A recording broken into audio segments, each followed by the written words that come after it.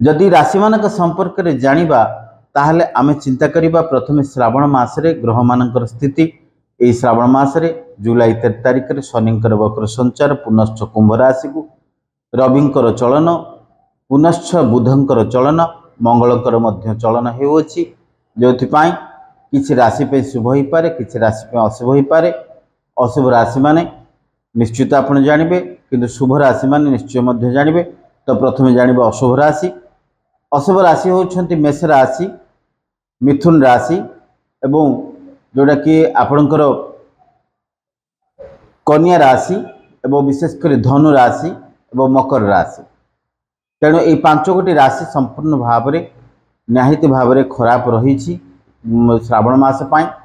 यही राशि माने निश्चित शिवंकर कोकिल रूपी स्नान करांतु महादेव को पूजा अर्चना करांतु।